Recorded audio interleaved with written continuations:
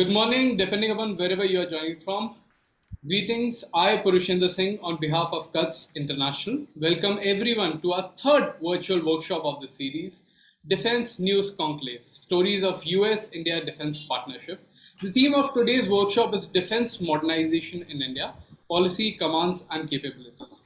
Before we dive into the informative and fruitful discussion, just setting out some house announcements. Today's session will be 2 hours long.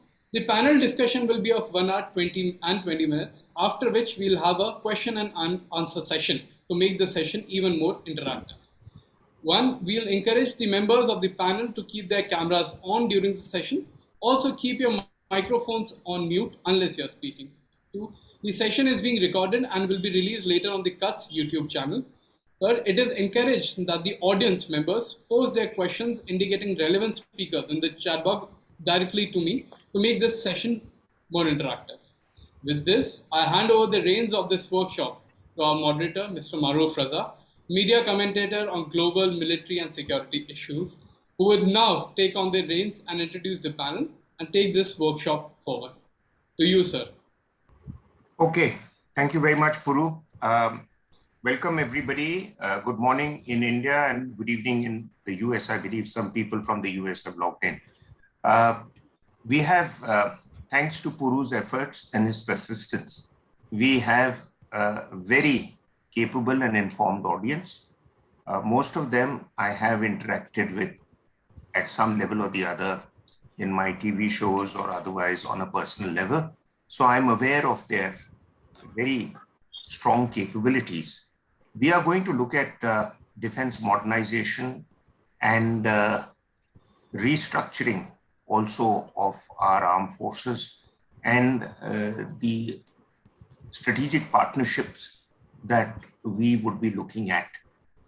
Every speaker would get about 9 to 10 minutes, would request them to keep to that. It'll be nicer if you don't read from a prepared script, but just go point-wise and leave room for other speakers to therefore give their bit so that and I'm pretty strict as a moderator, so I'll have to switch you off in case you go into this long prepared speech, which could be better served at some gathering of a school or a college where you get your 40-45 minutes. So we have with us Commodore Anil Jai Singh, maritime expert and rather active in various media platforms. We have Captain Anubha Rathore, who is nice to have a lady commentator with us and who will be able to give us some insights about the limitations that ladies and women face in this whole entire security narrative of India, which is very important to incorporate them. We have the distinguished Member of Parliament, Manvinder Singh Ji, who is an old friend, a family friend and a school friend. And obviously, I sometimes have the privilege of appearing alongside his articles with my 2 bits worth in some of the magazines that look at national security issues. And I always love to read his written word. We have Mr. Rishi Atreya and the distinguished Shri Amit Kaushish, who will bring very deep insight into financial planning of the Indian defense apparatus. So I think without further detail, let me get the ball moving. And I have suggested 3 broad areas, but you can always bring in the 4th and 5th, because as we know in the field of defense, there are a lot of interrelated areas.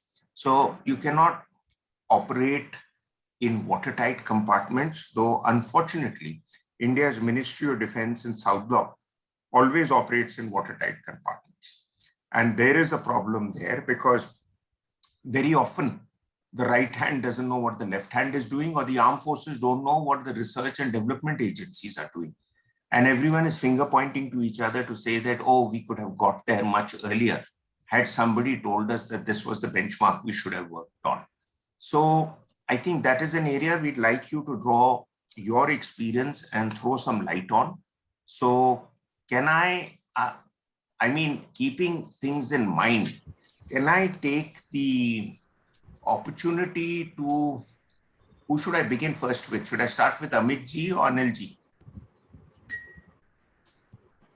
So I would rather start with Amit Kaushik sir.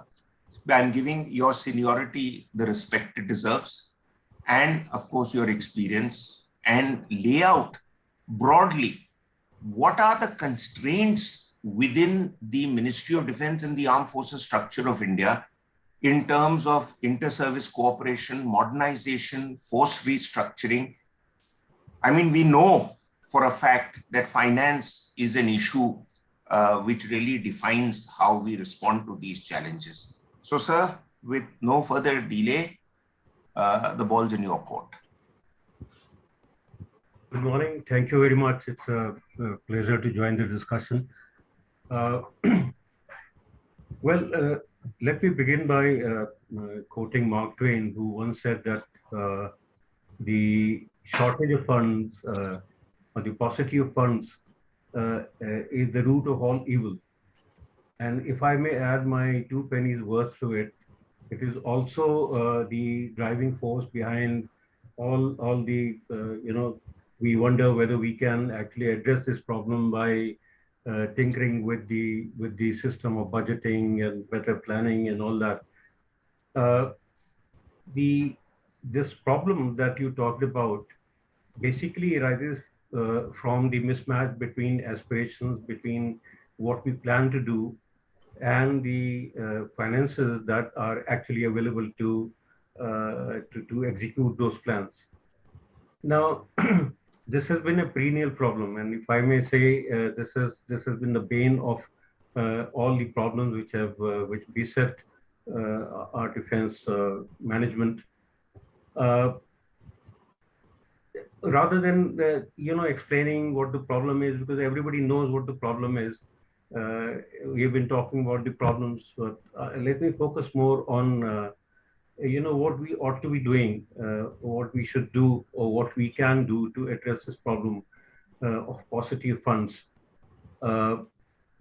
And to put it briefly, I think there are what is required to be done is can be at 2 planes. At the first level, which is the micro level and which is more immediately doable, I think we need to look at the structure of the defense budget. The focus today is entirely on to look at the defense budget in terms of or through the prism of allocation, utilization, without much focus on the outcome of the budgetary allocation and utilization. So if we were to focus more on the outcome of budgetary allocations and utilization, it will serve the cause better. And for that to happen, we need to restructure the way the defense budget is organized at present. Now, it's not as if no effort has been made. In fact, in 2016 or thereabouts, there was some effort made to restructure the budget and to focus it more on result-oriented outcomes. But it didn't happen in the sense that the demand for grants were brought down from 8 to 4, and thereafter nothing was done. And a lot of time has been spent, or rather frittered away, in talking about pursuing, to my mind, fruitless, prescriptions like, the demand for raising the defense budget to 3% of the GDP, or creating a non-lapsable pool of funds, or separating defense budget from the rest of the defense budget. Now, all that is not going to happen for the simple reason that every single penny that is required for defense comes from the same source, namely the Consolidated Fund of India. And therefore, what is important, and to wrap up this part of the discussion, what is important is to focus on defense planning, which has to be financially viable, which has to be doable. And unless we focus on financially viable planning, we will not be able to address this problem of matching the aspirations with execution. And there is no denying that there has been a lot of problem with our defense planning. Primarily, there is no broader framework with reference to which defense planning could be done. We don't have a bespoke organization, 24/7 organization, which could deal with defense planning. Our defense plans are disjointed. These are not financially viable. So all these issues need to be addressed if we were to achieve the objectives that we have in mind.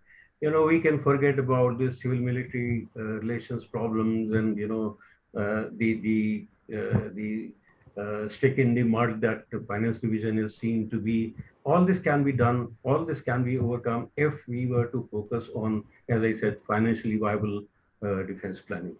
So I'll stop here and then maybe expand on what I said later on if required.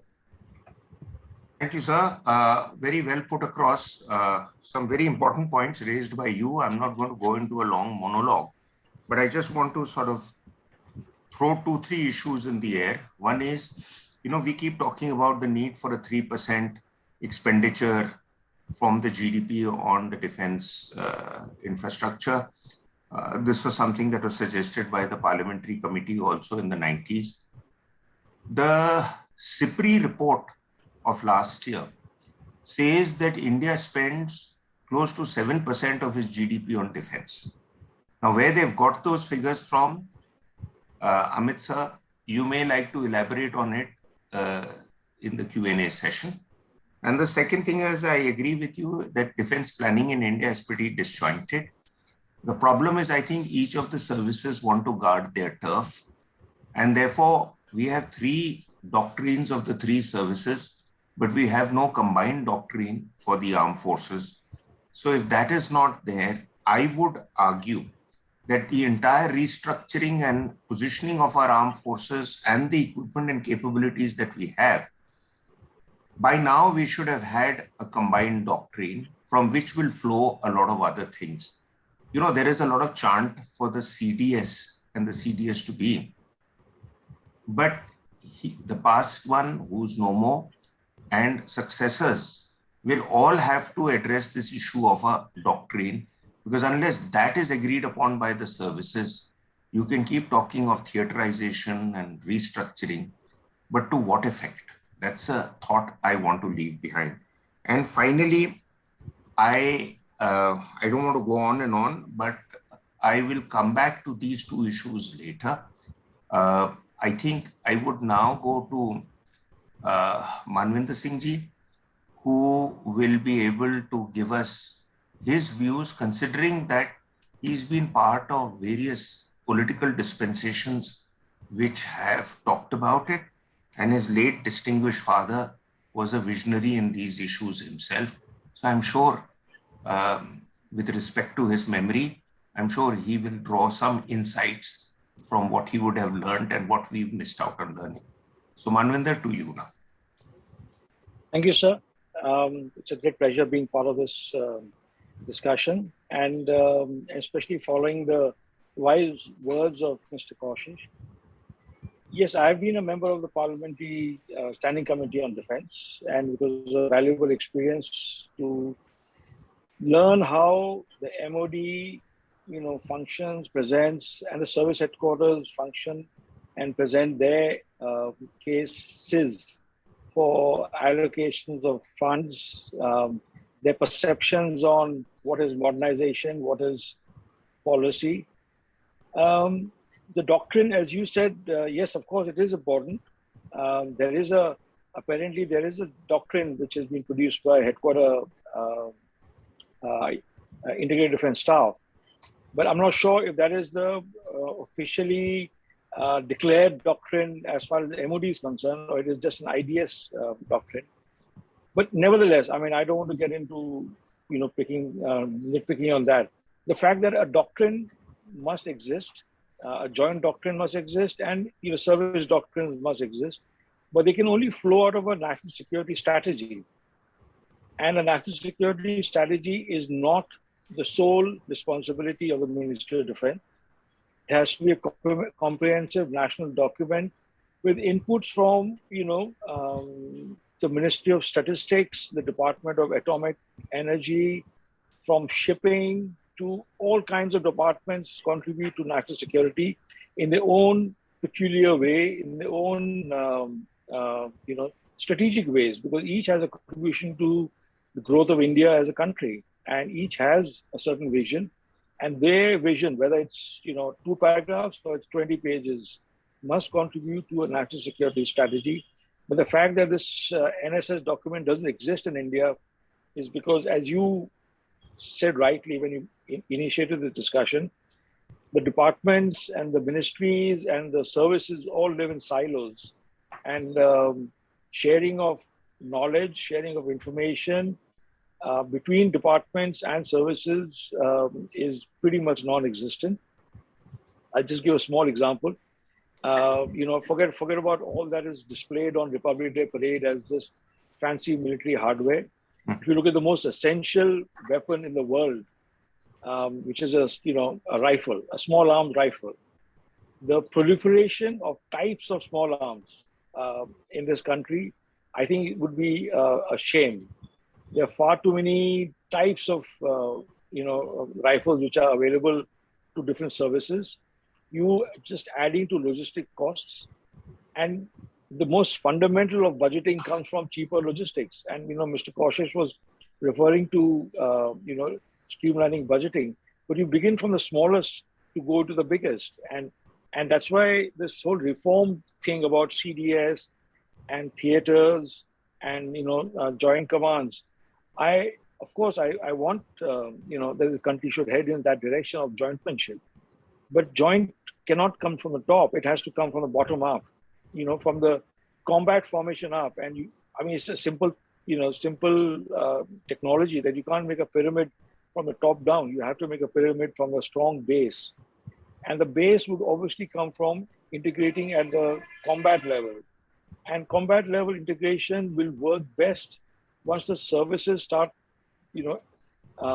planning together, and each one wants to, control its own domain. But my suggestion would be to at least have a joint logistics command, instead of going for the fancy strategic commands and air defense commands and the other stuff yet.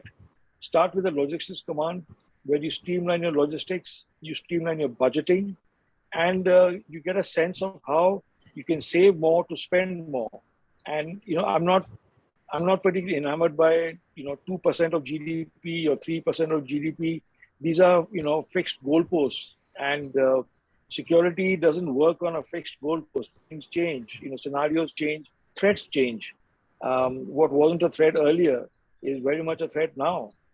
You thought Ladakh was going to be a peaceful, high altitude, fairly reasonable, cold, climate deployment zone, but now it's the most important, security threat to India. Where India is the most vulnerable today. So those scenarios change, and because scenarios change, I think you can't have a fixed, benchmark on. It has to be 2% or 3% of GDP. I mean, there are various other things which will come up in the discussion, and I don't want to sort of lead on to that too much as yet. I'm sure other speakers will have their own inputs, and I'll leave it at that. And for the second round, open it up more for other inputs. Thank you. Okay, great.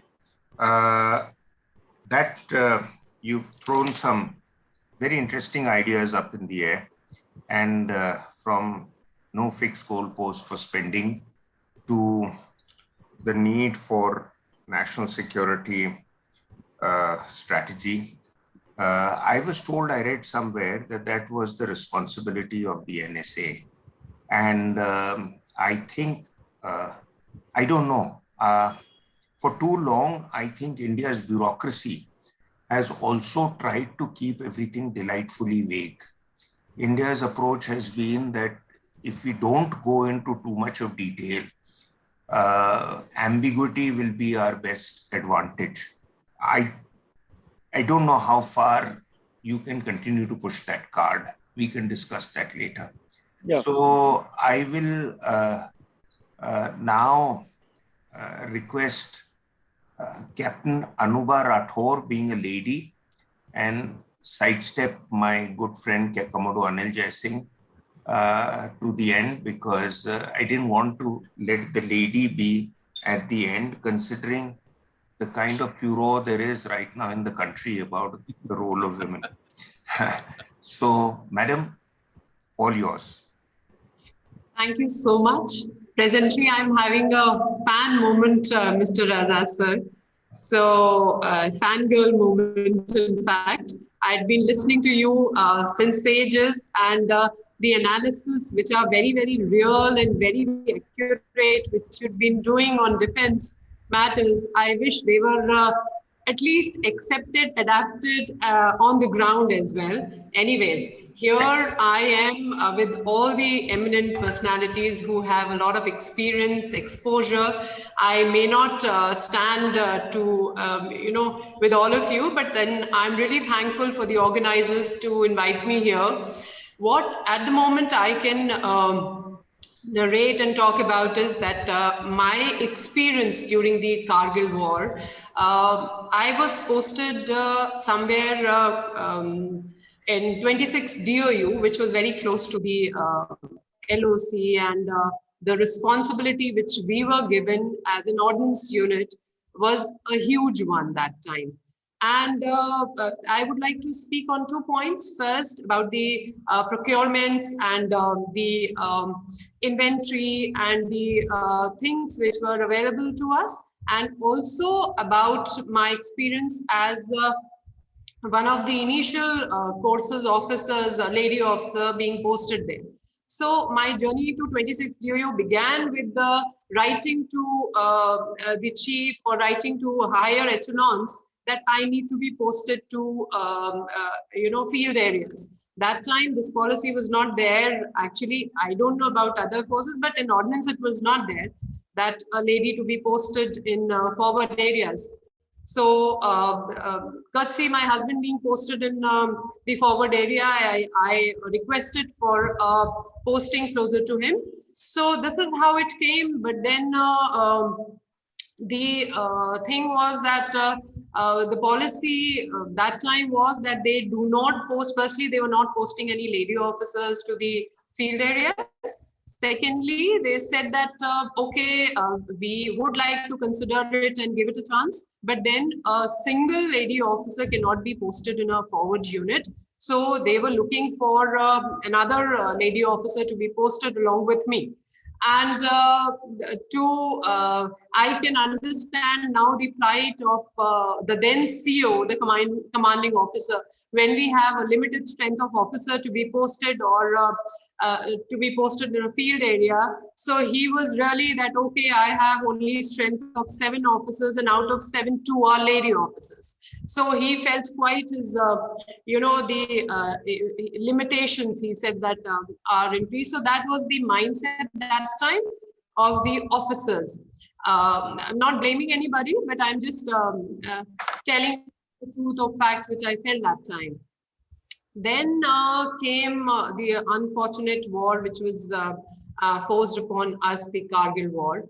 And sadly, or you can say it was very, very, that time, a sentimental or an emotional time for the our unit where I was posted, to receive the martyrs' bodies and hand them over to the parents or the closest relatives.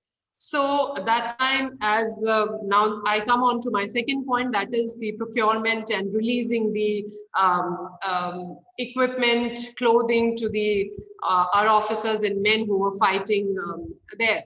So that time also, then, since our limited resources, and you can say that the again the CEO was saying that, okay, we have to send somebody, one officer, to the other depot, bigger depot, to get the items released. Again, he found himself in a fix, saying that, okay, now we have lady officers, how do we do it? So we volunteered that there's nothing that we would not like to do, and definitely at present circumstances, definitely. So many a times I was sent and the other lady officer was sent to Udhampur to get the things released. And during that time, we realized that you can say that how limited and our equipment, clothing, and other things and other items were. They were really, really very. There was a crunch of these essential items that time, and maybe because of the nuclear this thing we had done, we were having sanctions on us.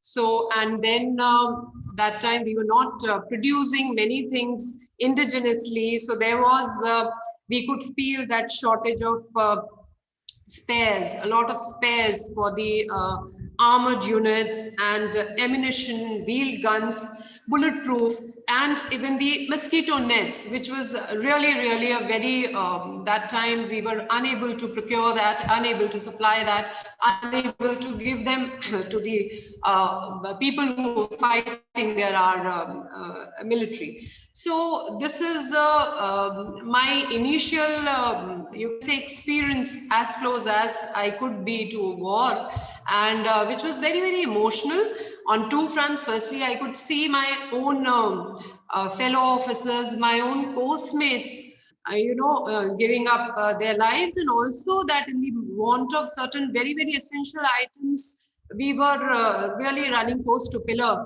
to see that how we can procure it. So I think I just have this much to contribute at this moment. But when I listen to you people more, so probably I'll be able to, add on something more. Well, thank you very much. I just, without getting into a debate at this stage, I just wanted to give two responses. One was that you talked of shortage of equipment and spares. There has been a tendency in India, and Mr. Amit Kaushish will educate us on that we tend to go in for purchases when it's a complete crisis situation. And there are two arguments to that. One is you can keep stockpiling and the stocks become outdated after a while. So do you really need to stockpile? And the other counter argument to that is that there is a minimum WWR by which the structures have to keep functional. So if you don't supply the necessary equipment, and we have had more recently some vice chiefs of services say so openly in public that, not more than 25 to 30% of the equipment that our armed forces have are relatively new, and more than 65% are old and vintage or even non-functional. So there is a problem, but I'm told this is a problem across the world. Even the American armed forces will always be complaining that they are short of the warfighting equipment they want, and they are ill-equipped, notwithstanding the fact that America spends on defense more than the whole world put together in terms of overall defense allocations. The second issue was about the role of women. I have been visiting forward areas, and there are logistics issues that commanding officers have expressed with regard to a single lady officer being there. They are highly competent, highly motivated. In recent years, some have even won the Sword of Honor at OTA. But the issue is that, the further you go up in the field area structures, the more the logistic challenges increases, especially with a single lady officer being there. And our society is not still anywhere near the Americans or the Europeans, where women just merge into a group of men as though there's nothing unusual about being there. So those are issues I think we will have to, and that's why there have been remarks from time to time that we need to do it in phases. And it's not to deny women opportunities. The problem is, how do you address the crisis situation that might emerge with a single woman in a group of men and might lodge a complaint or two, and that's what commanding officers have told me, which you don't know how to address then, who was monitoring the situation then. So now I go to somebody who is extremely informed and wise, Commodore Anil Jai Singh, and notwithstanding the fact that he is a maritime expert, but I think I'd like him to throw some light on some of the arrangements that India is now going in for with the Americans, particularly in respect of the maritime challenges that we are expected to face. How well equipped are we for that? How much is there a sensitivity to maritime issues in the Ministry of Defense and in Delhi? Since historically, we as a country have looked at threats from the north and not so much as challenges in the south and southern parts of India along the waters. So Commodore Jai Singh, would request your views on that, and of course, anything else that you feel that's worthy of discussion. Thank you. Mute, unmute, unmute.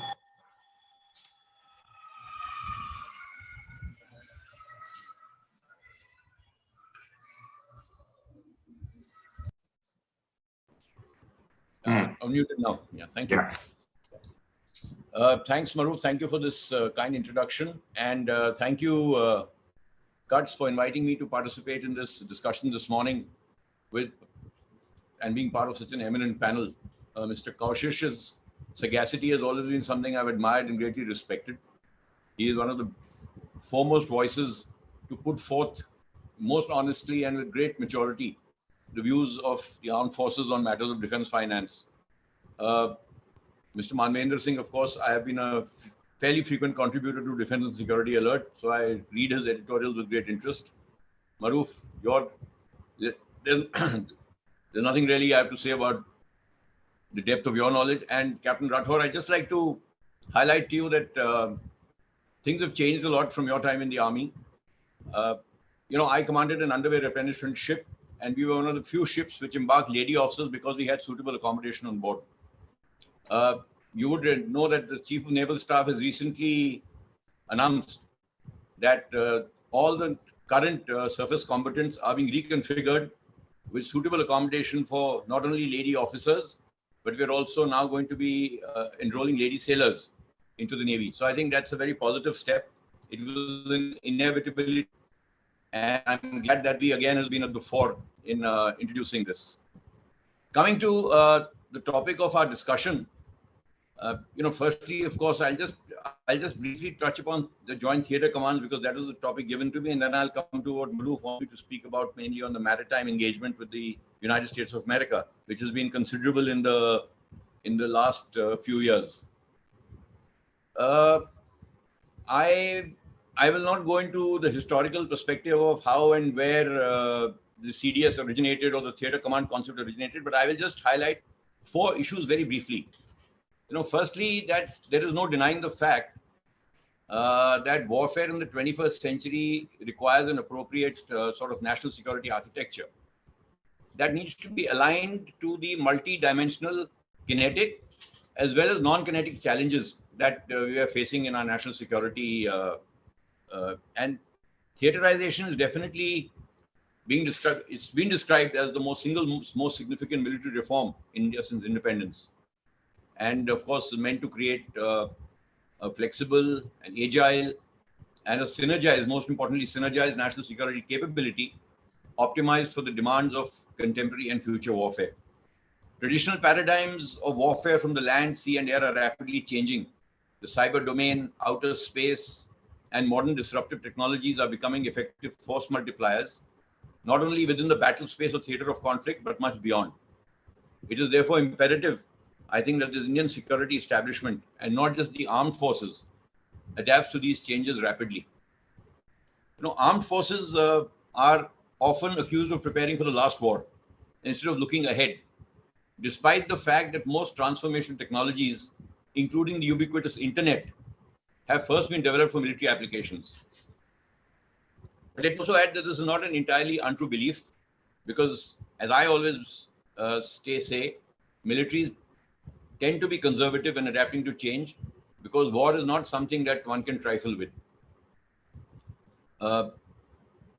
And also, despite this proliferation we are seeing of autonomous and disruptive technologies, it is not without reason that countries are continuing to invest heavily in traditional military hardware, which are aligned with their national security imperatives. The recent European response to the ongoing Russia-Ukraine conflict is a live example. Germany has allocated 100 billion euros to enhance its military capability and capacity. India is also committed to theaterization. This was reiterated recently by the defense minister, I think just a couple of days ago, at a speech he gave in UP. Most large militaries also follow a theater command organization. But there are reasons for it. And I think India has to be very careful that we don't end up aping a model, but create our own model. And what I've observed is that while all these countries, like let's say the US, Russia, China, which have adapted to theater commands, all looked at a future expeditionary capability of being able to deploy considerable military power well beyond their shores. I don't know if India is looking at that in the next decade or so. Perhaps it is, perhaps it isn't. But just to look at a theater command organization because it seems to be the right thing to do may not be quite the right rationale at this point of time. It has to be in sync with national strategy, with the national security strategy. It has to be debated and discussed in detail. Organizational structures have to be put in place before effecting the change. Whether in terms of human resource, fiscal resource, or operational resources, have to be very carefully calibrated. And most importantly, it has to include restructuring the entire ecosystem of military preparedness, including the civilian structures that exist in the administration. In USA, we're all aware of the Goldwater Nichols Act, and even China, an opaque organization like China's, restructured the all-powerful Central Military Commission when it transformed its armed forces into a theater command structure. In India, so far, we have not seen much of this happening. We've been talking of operational theater commands, but we have not, or at least there's not much in the open domain of how we are going to handle training and logistics. Logistics came in for mention, joint logistics. There's one aspect of just logistic management, and the other is the important aspect of operational logistic management.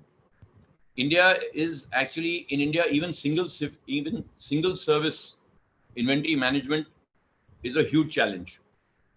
And I personally believe, and with due apologies to Mr. Kaushik, part of the blame for this lies at the doors of the Ministry of Defense. Because we source a variety of equipment from all parts of the world, and an overall lack of standardization exists.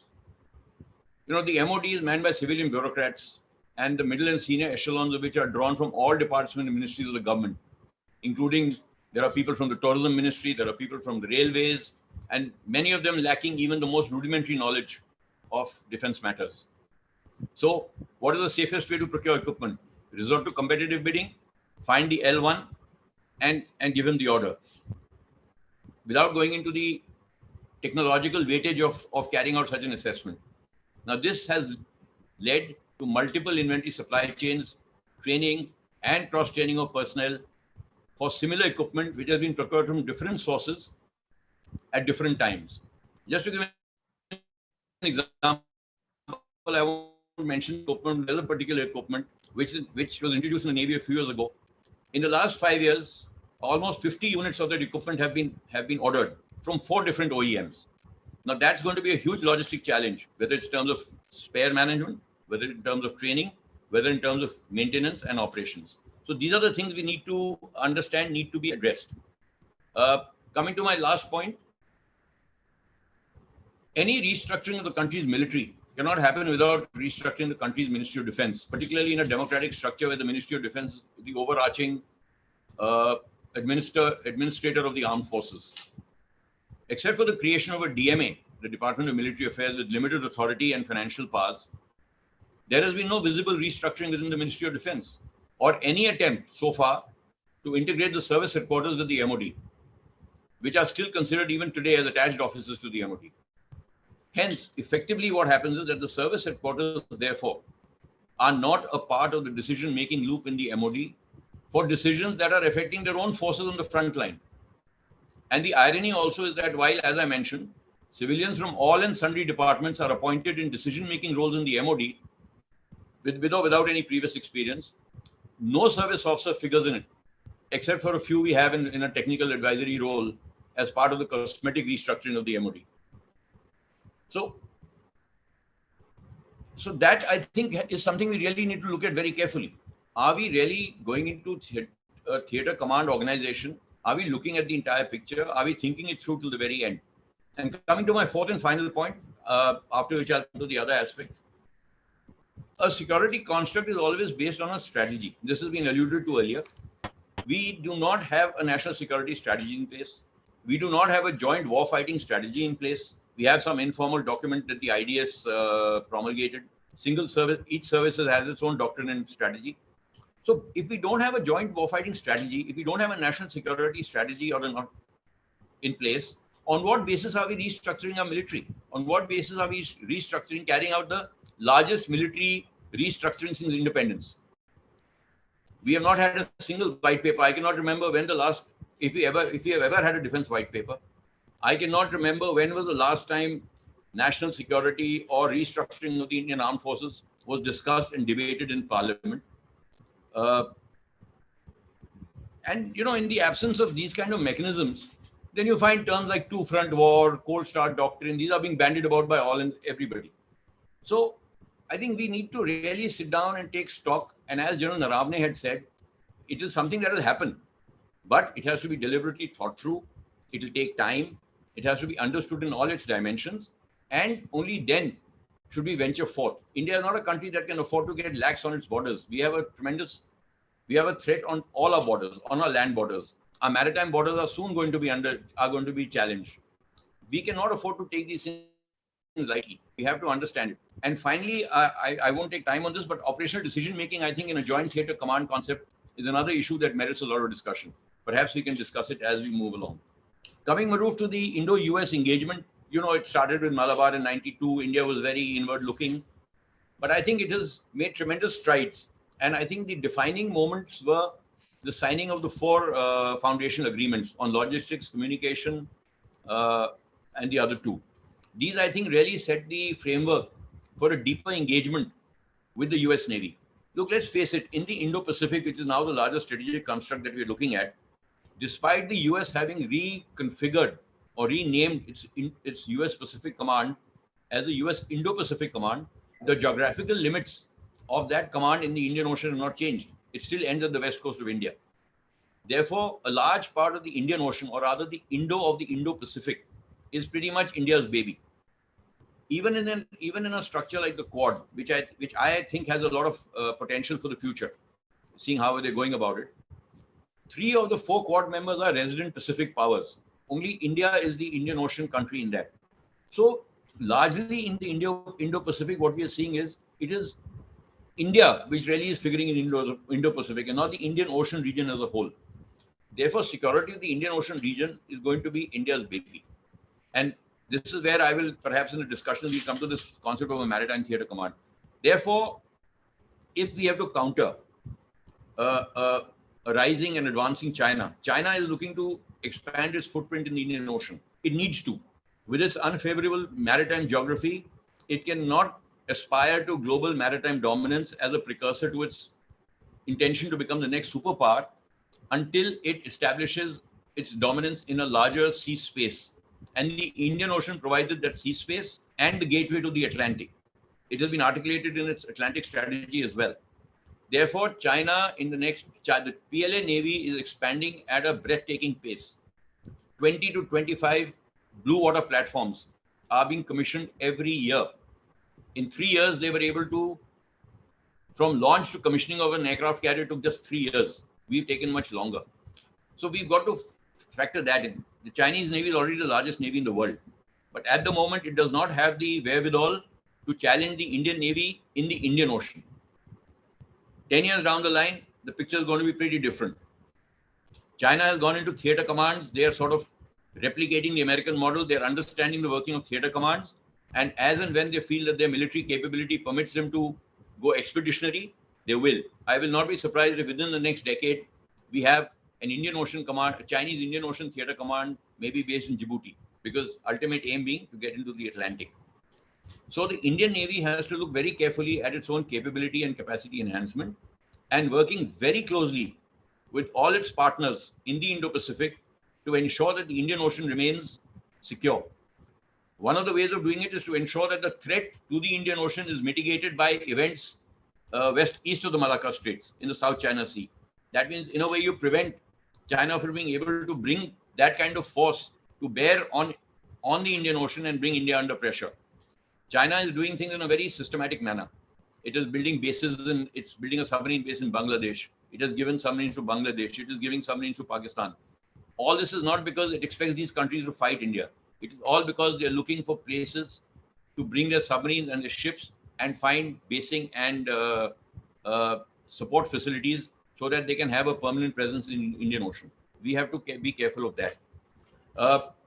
One of the encouraging things, and I think the Deputy Chief of Naval Staff, if I'm not mistaken, is presently in Bahrain, or was there till yesterday, meeting with the CMF, the Combined Maritime Forces, which is basically a combination of the different CTFs, 150, 151, 153, etc., and Atalanta, which was all created during the time of the piracy menace in Somalia.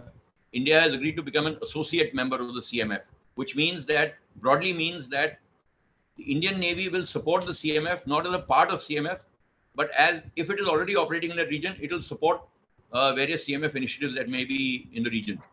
This suits India as well because India is now called the preferred security partner in the Indian Ocean.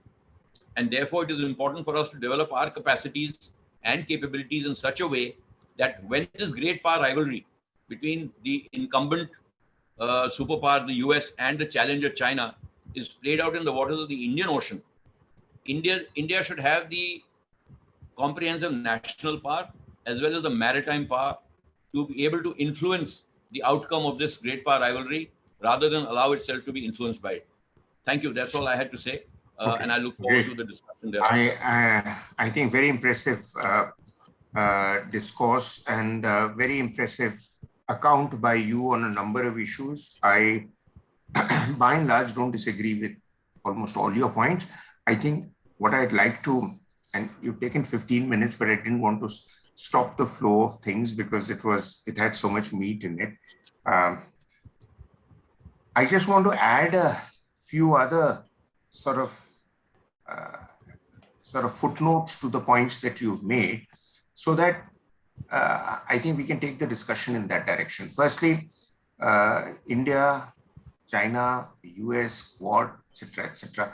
I think, I'm coming around to the view that, yes, China has expansionist tendencies, but China's actually doing what the West and European powers did for 2 centuries. So, and China sees that this is my century and there's nothing wrong if I have an aggressive agenda. Catch me if you can. That seems to be the Chinese attitude. The second thing is that as far as Quad is concerned, yes, Quad has a very expectedly a maritime component to it. But I have a problem with Quad because I find none of the Quad nations have in any joint statement spelled out that they've come together to counter China's expansion. We are hearing all sorts of fluff about Quad being a vaccine center for the world, as though aircraft carriers would be carrying vaccines and delivering them from one part of the world to the other. So I think it's an ostrich-like attitude, which the best thing is, as we learned back in school, that the best form of defense is to be in offense.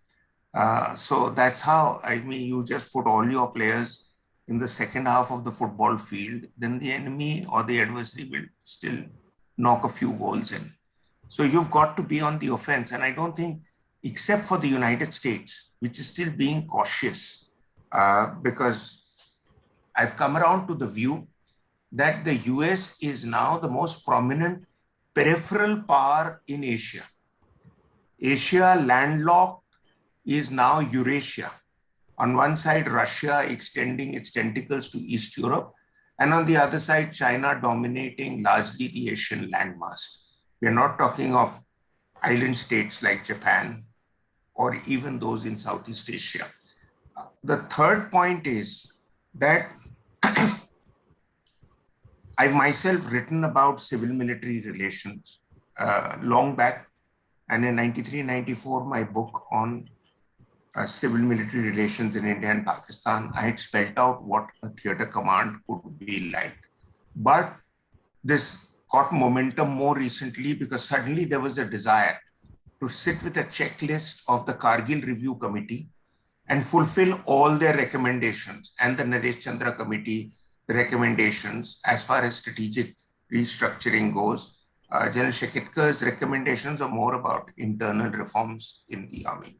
So, this CDS issue has come up and has been sidelined again and again because the bureaucracy, while we blame them, we must understand the military has its own turf problems, and the bureaucracy is only happy to let the military fight with itself and say, "Pehle you sort your house out, then we will come in and give our 2 bits worth." I completely agree about the Ministry of Defense, and this is a legacy of Krishna Menon.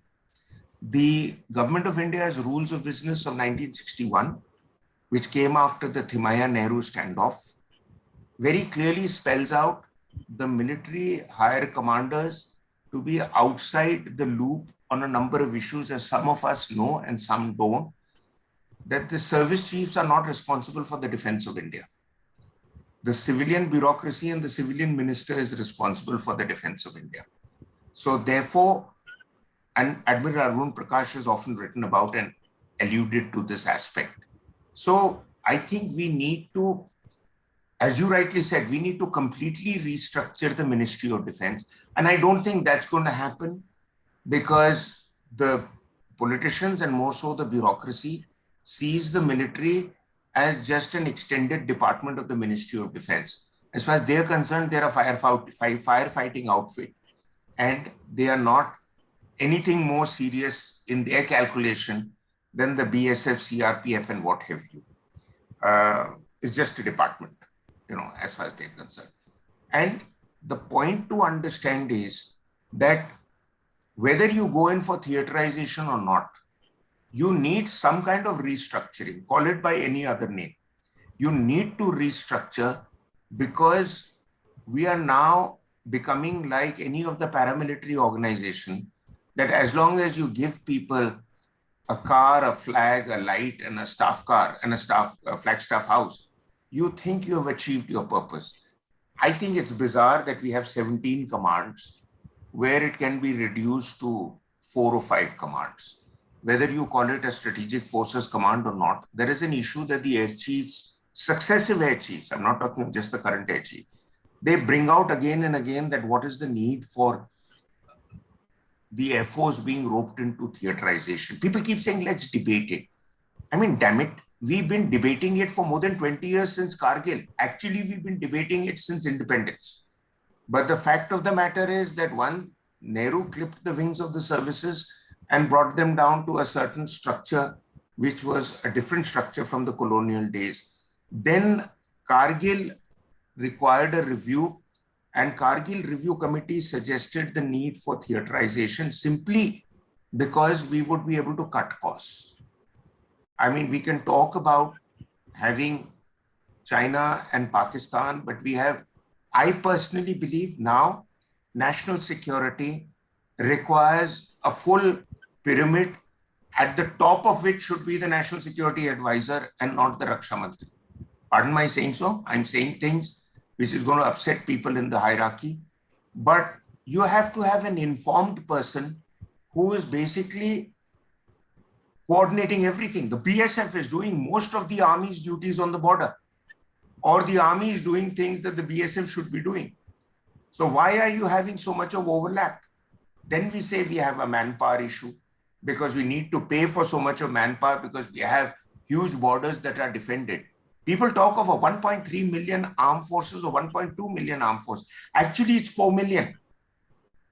because you have the BSF, you have the CRPF, you have ITBP, you have SSB, and all these structures, with the exception of the armed forces, are led by people who have never served in those organizations before. So they've come in as Commissioner Police, Calcutta, and become head of ITBP and across the board. So there are issues about restructuring, and therefore I go back to Mr. Kaushish, sir, to answer this question about, has there been any thinking in pruning down the expenses on manpower, which will give you the room for maneuver for more capital expenditure? Because capital expenditure, as far as I know, is now down to less than 20% of the overall budget. How? And the second question is that suddenly the government decides that it's going to go for a $5.4 billion deal like the S-400. If your defense budgeting doesn't have room for it, where do you get the money from? You said you get it from the same basket. So at what cost and at what stage, or is the Prime Minister's diktat good enough for the finance minister to say, okay, here is your money, go and buy it? Well, first of all, you asked me two questions. One is about the effort made by MOD or any thinking in the MOD to reduce the manpower. Unfortunately, I am not the right person to answer the question because I don't know what's happening in the ministry. But I can only say that all the efforts that were made in the past, and there were efforts made in the past, because even before the Kargil happened, the then Chief of Army Staff had actually, if I remember correctly, said that we'll reduce the manpower by 50,000 and so on. The problem, however, has been that it's a noble intention, but to my mind, there was never a roadmap as to how that's going to happen. Whether that is feasible in the first place, and if it is feasible, how that is going to be done. The half-hearted attempts which were made and half-hearted suggestions which were made, for example, by saying that you should outsource more and more work. Well, you may outsource the work and reduce the formal manpower, but nobody ever did the costing as to whether the outsourcing of the work that everybody thought could be outsourced is going to cost you less money or more money. So there's not been any, to my knowledge, any seriously thought out effort to reduce the manpower. And I suspect that it's also very, very difficult to do that, and to also simultaneously save enough money which could be utilized for capital acquisition over a longer period of time. Even if you were to reduce the manpower, it will take a very long time. And by the time you actually start reaping the benefit of that reduction, the prices of commodities will go up, and therefore it will offset whatever gain you make by reducing the manpower.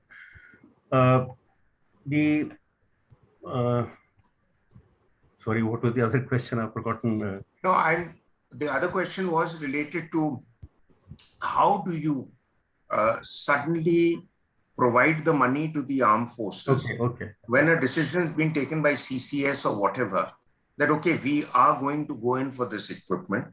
I'm told very often the whole argument is, and the corporate sector is also familiar with it, oh, we haven't budgeted for this, so can we shift it to the next financial year? Somewhere down the line, the money has to be provided. And the budget, as it stands, leaves very little room for any adventurism in terms of purchases. Yeah, so in fact, in the earlier remarks that I made, I did talk about budgeting, and my entire focus was on the problem, the budgeting. But having said that, when a new deal is signed, it's not as if the entire money is required in the year in which the deal is signed. The payments are staggered over a longer period of time, and during that period, a lot of previous liabilities are extinguished, and therefore, it is possible to accommodate new acquisitions.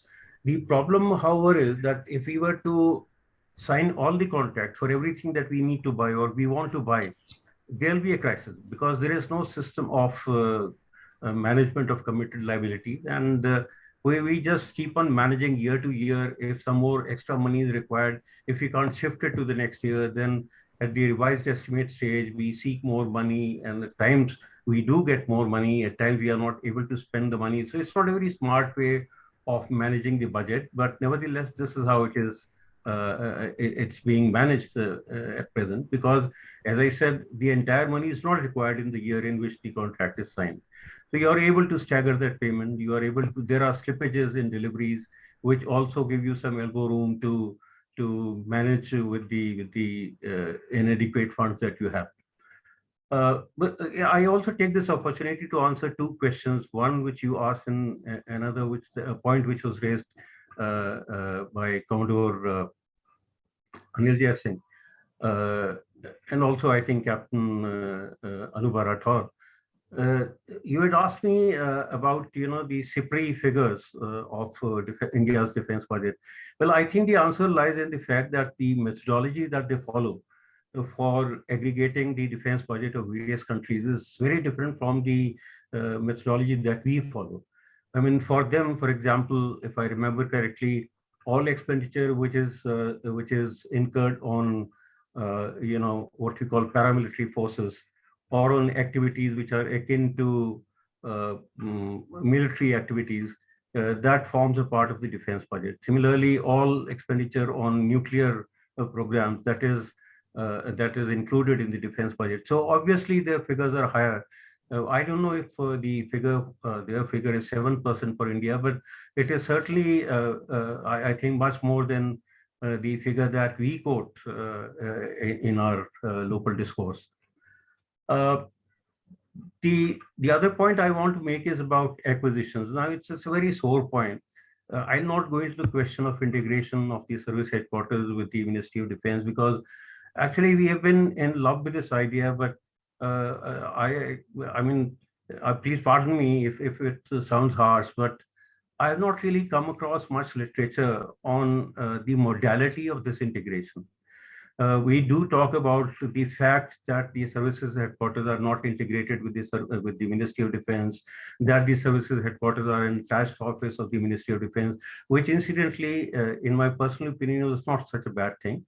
And also the fact that the Defense Secretary is responsible for defense and security of India and all that, which is all true. But what is to be done and how it is to be done is something that, at least so far as my limited reading and exposure to this subject is concerned, I haven't found much thought being given to this. But talking of acquisitions, now look, we have to segregate revenue acquisitions, which I think Captain Anubha Rathore was talking about, from capital expenditure. Now, if you look at revenue expenditure or revenue procurements, over the years, in the last, say, starting 2001 or 2002, in the last 20 years, there's been tremendous amount of delegation of powers to the services for acquisition of revenue items. But if that has not worked, there are various reasons for it. The broad reasons are, for example, paucity of funds.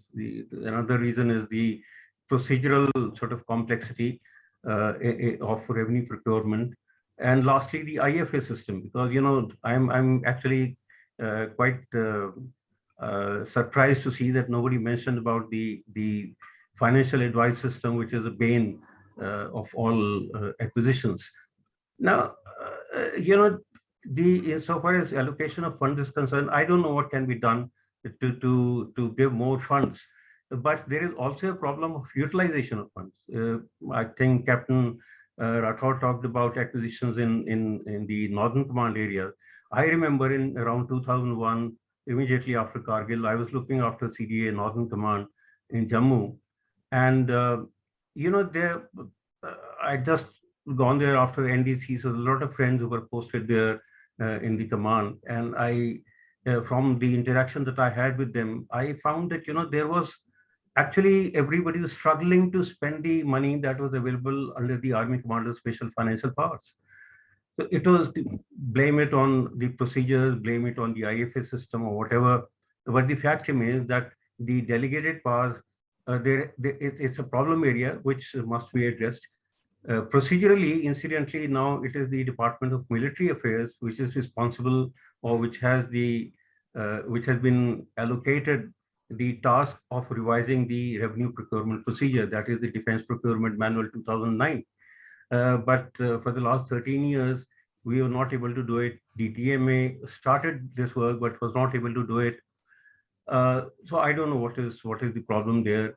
Insofar as the IFA system is concerned, I think there's some lack of appreciation as to what this system is all about. The integrated financial advice system is the IFAs are only advisors. They don't hold any veto powers. Actually, procedurally and as per the rules, the competent financial authorities have the authority to overrule the advice of the financial advisor and go ahead and procure this whatever is to be procured.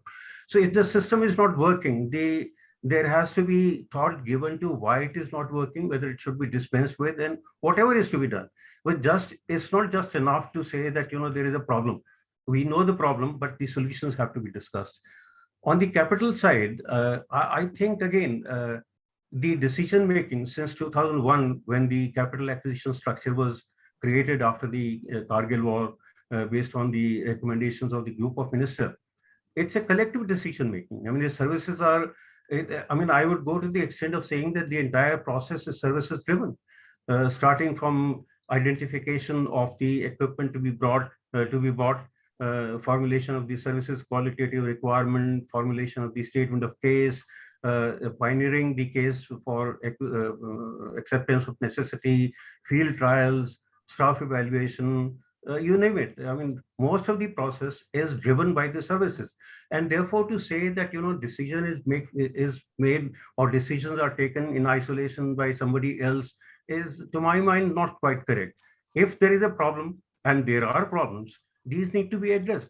We need to give thought to, in such webinars, seminars, discussions, and whatnot. We need to give a thought to what has gone wrong and what ought to be done, what can be done, what needs to be done. If we focus on that, I'm sure we'll be able to produce better results. Well, I think I'll stop there. If there is any follow-up question, I'll be happy to take it. You made some very strong points, sir. My small rebuttal to those 2-3 points is, one is that you see I am also a bit familiar with the defense acquisition process. And I think the problem is, like, you can say they are services driven from RFP right down to NCNC trials. The problem is the final acquisition after the shortlist has been made by the services and given to the Defense Secretary's office and the Raksha Mantri's office. Thereafter, the financial issues the services are really kept out of the loop. That's one. The second thing just a second, sir.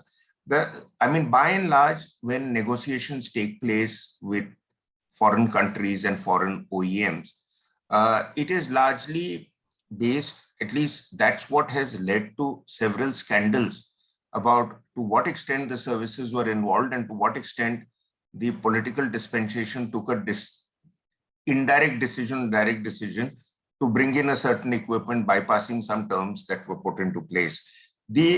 I am not going to get into those controversies. All I'm just saying that the fear of taking a wrong financial decision, which will then lead to controversies, also cause endless delays. So the financial aspect that you brought out, the financial advisor's role, etc., is very important. But how can the whole system be streamlined in a way that people are resisting the final yes on a system, fearing that it might haunt them after their retirement? Your view, sir. Yeah, see, the penultimate stage in the capital acquisition procedure is the contract negotiation.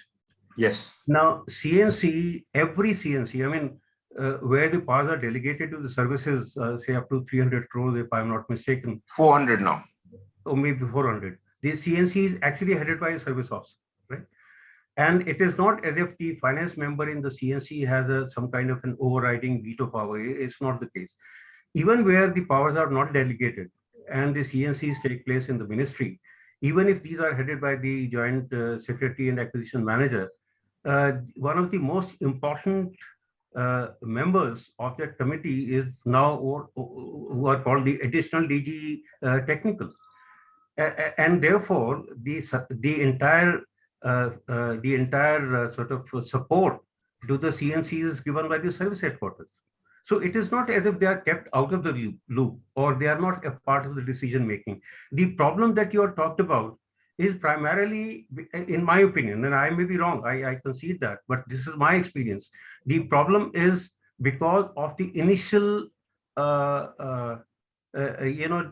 initial sort of deficiencies in conceiving a project, whether it is in terms of the SQR formulation, whether it is in terms of the choice of the vendors, etc., etc. We can discuss this, but we don't have the time. So it is not as if the cases fall through because of the role the finance plays or doesn't play. To give you an idea of, I think Mr. Manavendra Singh will remember this. If I remember correctly, he was still a member of the standing committee that time.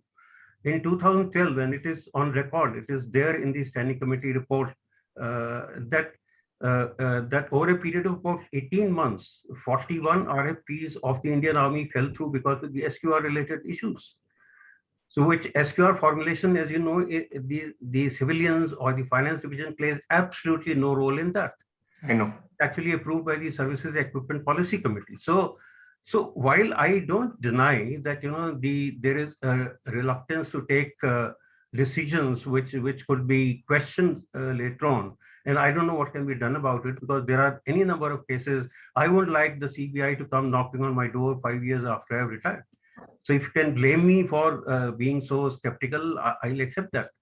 But the point is that we need to do something, and what is it that should be done is something which is beyond me to answer. Yes, sir. You've. I won't go on and debate this endlessly with you because you have given us some great insights, and thank you very much. And my only thing is, I've learned from several discussions and seminars on acquisition process. One of the things that was that we don't have a full department or detachment or a core or a service within the services where people are actually trained for the acquisition process. And what happens is normally a very bright officer comes in for a 2-year, 2.5-year tenure in the service headquarters. And he's told, okay, now you look after this. This is a very sensitive area. By the time he gets to grips with it, it's time for him to move on promotion and go somewhere else. So there is no, repository of information that is passed on by team members to team members. He goes with his knowledge, he leaves a few notes behind. And therefore, we have a system like in the NDU in Washington, they have a course on defense acquisitions. We should send officers there. We should have a full-fledged cadre instead of having so many other corps and departments within our armed forces who do little else than just total pura karna. I don't want to get into the names of those organizations, but whether there are courses that people are doing on vehicle management and then end up in a unit with mules in it, or there are people who end up doing courses on some aspect because the training establishment has to run because the general officer is there and he has to run courses. We need to get onto something which has been a bugbear for us for a long time.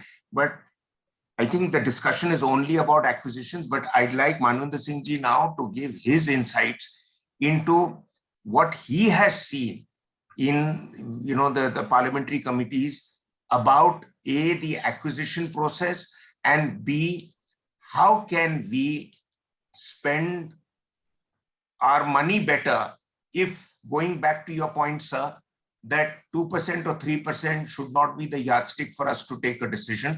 But we should take a decision based on what we need when the situation arises. Classically speaking, China's intrusions in Ladakh had suddenly got a number of re-evaluation of threat perception, force deployment, equipment acquisition, and our strategy to deal with China, which until then had come to be that we are very glad that it's a bulletless border, and so it shall be forever, ill-defined though it was, but it'll remain a bulletless border. Now, that's all been thrown up into the snows or in the winds. So your views on where do we go from here? Okay, since Mr. Cautious reminded me of that period, and since I followed this process, this ministry well before that and well after that, I'll be very brutal with the with all of you well-informed members. When it comes to acquisitions and financial management, the only service which has got a fix on it is the Air Force, to a large extent. I'm not saying they got it perfect, but they are the only ones who got a fix on how to spend money and how to get the money. The other two services, unfortunately, don't have the knowledge.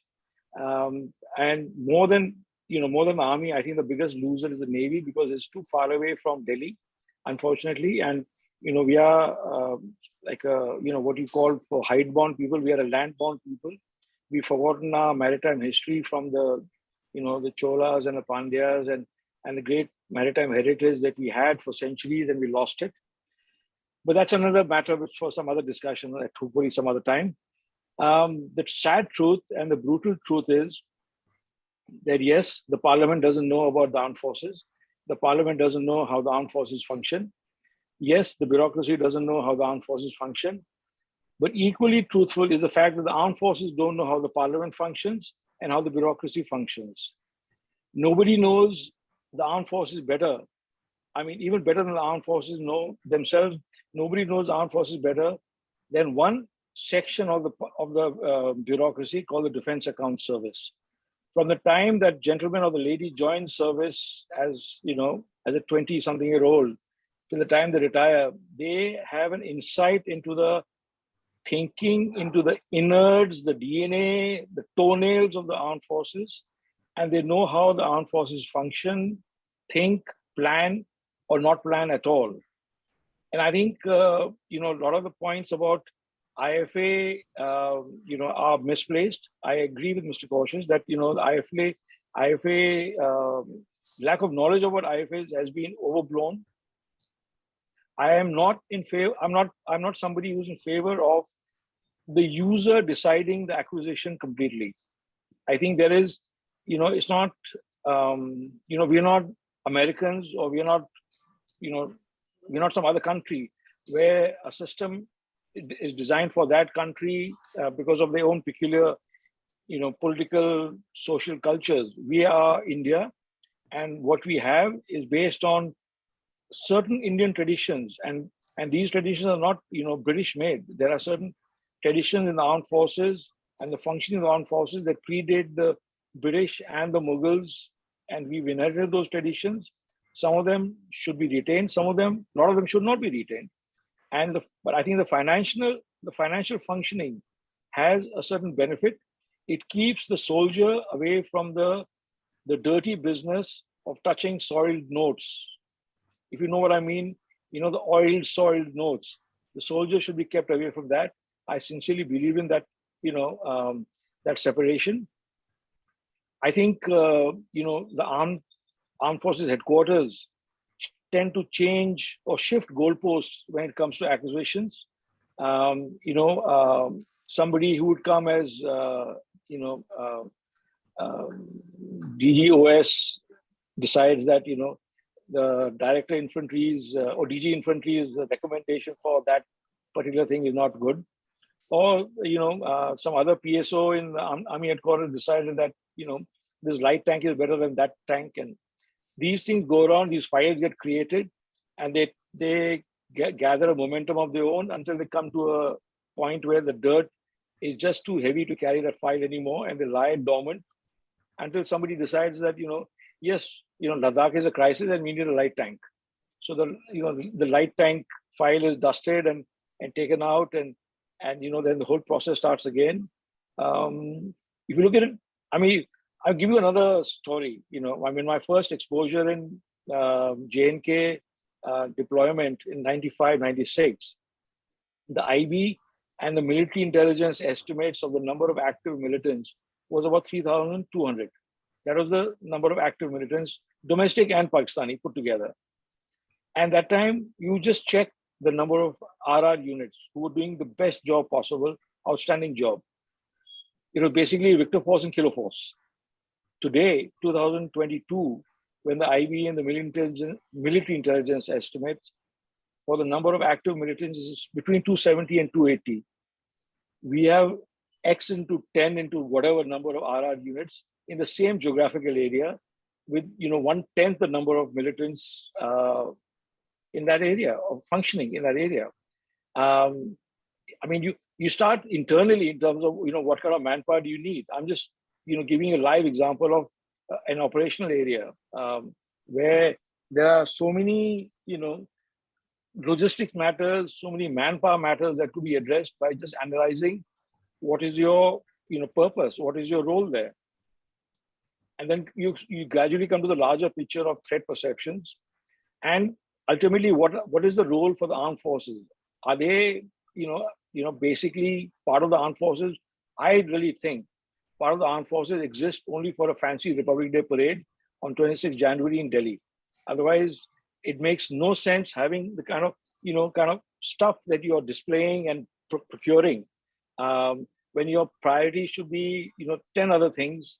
The crisis in the submarine fleet is a scandal of the highest order. The negligence of the preparing for the third aircraft carrier or not preparing for it is going to come back to India as a tsunami, unfortunately. There are other things like that, but the fact these things don't focus, they don't come into the focus because they're so remote, and they don't really gather the they're not good for eyeballs because they don't produce the eyeballs. And what does is a fancy parade, and but security is far more important than a fancy parade. And last point, I would not want to club the what you call the paramilitary forces along with the armed forces, because their service regulations, their rules and conduct or whatever the acts they come under are so different from the armed forces acts that I don't think we should even be comparing these two aspects of service. I do think that armed forces and internal security continued, or the frequent use should be a cause of concern for the country as a whole. And that's why I go back to the point about the national security strategy.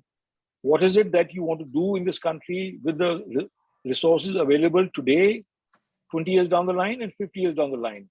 And what are the threats that you're facing today, 20 years down the line and 50 years down the line? Come to that sort of kind of a paper, and then thrash out your structures, both internal and larger bureaucratic structures. I'll wait for the question. Okay. Thank you. So great points made. My brief responses to 2-3 of them would be that you're absolutely right that both the military and the civilian, including the politician, are all unaware. As I mentioned at the start of the conference, we are all working in... One second. I'll tell you about the politicians very brutally. 99% of the politicians will not be able to read what's on the shoulder. Yeah. They will tell you the constable ranks. They'll tell you the police ranks, but they won't be able to tell you the armed forces ranks. Very true. Very true. I think, we have a history of that, and the history goes back to Pandit Nehru's decision to keep the military out of public discourse, and that led to a certain amount of disinterest. In Pakistan, the disinterest was higher, so it led to the military becoming a key decision maker in defense acquisitions and then in running the country. So that was one of the reasons that the military decided, okay, you don't understand us, we'll understand what we have to do, so we'll get into it. But there's a whole story to it. The second aspect is about what I had said, and I did mention earlier that we're all operating in watertight compartments. The second aspect is that what I mentioned is that we need to re-examine how much of overlap there is in the roles of the services versus the paramilitary. Somebody did tweak in a chat to say that what about the Coast Guards and others? Yes, they're all part of paramilitary in a way, because they are not the three traditional services. This is no disrespect meant for anybody. The ITBP showed what the army couldn't do in the Kailash ranges. So therefore, there is always room for them to exhibit some of their strengths. What I was trying to say is that we need to take stock of it. And we don't have, just because we are a manpower heavy country, we shouldn't have two people standing at the same place where one guy can stand. And that's where, and I go back to the point that Kaushish Saab made about General Malik's decision to reduce manpower by 50,000. I remember him mentioning it to me during Kargil days, that all we are doing is that the people who are going home, we are sending home about 50,000 people. So we are not looking at suddenly employing 50,000 in their lieu, and gradually trying to see where this can be spread out in such a way that our overall strength decreases by 50,000 or a lakh, but situation changed after that, and the rest is, as we know, history. But I will go to Captain Anubha now, and some of your issues have been addressed, ma'am. Some of the issues that you have raised require a much larger debate, such as the role of women in forward areas. But you did talk about logistics. You did talk about the need to actually revisit some of the areas, such as how can we continue to have the minimum requirement of equipment so that they were not faced with a Kargil-like situation. Your views.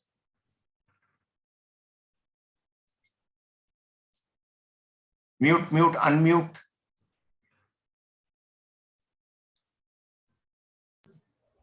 Yes, I'd been listening to all of you very keenly, and a lot of knowledge and a lot of, I've gathered many, you can say, insight about everything. I think I would be out of the line if I say, but there are two questions I would like to ask all of you present here. That I heard that everybody was discussing that the politicians do not know what the military is doing, and military does not know what the politicians are doing, and vice versa. So and also about cutting of the cost for having more people in the army so that we have better budget and we have to pay less. So how about politicians who are already politicians joining army or territorial army for a while to know that, how the other side feels. Also, another thing, like Maruf sir, you said that the logistics about, getting the lady officers in the army. So you tell me one thing, when we invite people or guests over a meal, what do? Obviously, we prepare the meal first and then invite people. Or do we do like this, that we invite the people and tell them to stand by the door till the time we are preparing the meal? So that is how, if the logistics are to be there, what was the hurry to announce that the women officers have to be inducted? If one should have done the homework. I am not saying that it was not a good step. Now the things have gone so far very well. The women are given their due and place, and things are happening. But every time saying that the logistics were not there, that is why this happened, I don't really like the sound of it. And yes, I think after Kargil, it was kind of wake-up call for the army to discuss so many things at so many platforms. Like I'd been just listening to all of you. Things have changed. Yes, we have moved towards Atmanirbhar Bharat, and so many things are happening. So I'm sure that this gap between the procurement and the requirement has become narrow. But still, if you talk about and I would really like to congratulate Commodore Singh sir, that yes, the Navy always takes the lead and has been an inspiration to rest of us to keep fighting and keep, holding the fort. Things are looking very bright to me, of course, all of us, where I'm speaking on behalf of all the lady officers, that things are looking really bright. But whatever so far we were discussing, I'm really getting into kind of, you can say that I'm feeling really concerned that how things were, because we still seem to be at discussion level. I don't know if something is happening on the ground. We've been discussing about everything about the armed forces, this is how it should happen. But I hope that things are happening on the ground. I do see certain differences, but I hope sooner they are bridged, the better it would be. I think apart from this, I can't put comment much. It is all up to you people to discuss and decide. But thank you so much for giving me this opportunity to speak and put across my points. Thank you very much, ma'am. Thank you for your points. I'd just like to respond briefly. You had mentioned that, if the logistics weren't in place, why were women put into the service? I think, you see, often politicians make announcements which then they tie themselves up in knots and then impose it on the services that you implement it any which way. I don't think, just like the Agniveer and Agnipath, there was much engagement with the commanding officer level of people. And this was just decided that some people, after some thought and deliberation, but only in the corridors of South Block, put up the proposal. It seemed like a good idea. It was announced. And therefore, even after it was announced and the public uproar that took place, they kept making changes. The same situation they had got themselves in, but it didn't lead to, for example, I thought it was completely bizarre to offer women 14 years of regular commission and not 20 years, just like 4 years for Agnipath, because there are, I still haven't seen the logic of that 14-year argument. It could have been 10 years or 20 years or whatever. So what happens is that the file passes down the line to somebody in MOD, I mean the service headquarters, and some Colonel Saab suddenly comes up with a brainwave, and that is the proposal that goes up. And people have so many other things on their plate and they keep saying yes, yes, yes, till it becomes somebody is able to identify a weak spot, and then it becomes an embarrassment. And then the politicians look at the military, and the military scuttled around trying to save their skin. It is nobody's, it doesn't require rocket science to know that a lot of people who get promoted to the highest levels of military, they are not necessarily the best guys to have gone up. And therefore, they've all been very good as post officers, by pushing files up and pushing files down. There are very few decision makers. So there's a problem there that needed to be addressed a bit more. And it was not with disrespect to ladies. It was just, there was a logistics issue, and therefore subsequently there have been comments that have come out by people like General Pattaraman and various others who turned around and said, let's do it in phases, just like the Air Force is now saying that theaterization should be done in phases. But now I'm going to open it up to questions from outside, because we have half an hour left. And I think we've got everyone's views. I'm skipping Commodore Jai Singh because I'm sure a lot of questions will come to him from those who are listening in. He, as it is, gave a very detailed assessment on various issues. So we'll go to questions now.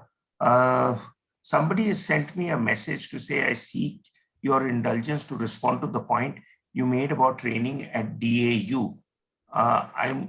What is DAU? I'm unaware. Kaushik Saab, you want to say something? You're mute. Yeah, that was me sending. DAU is Defense Acquisition University. So there were very quick points. You mentioned about lack of training. I entirely agree with you that people are not perhaps very well trained.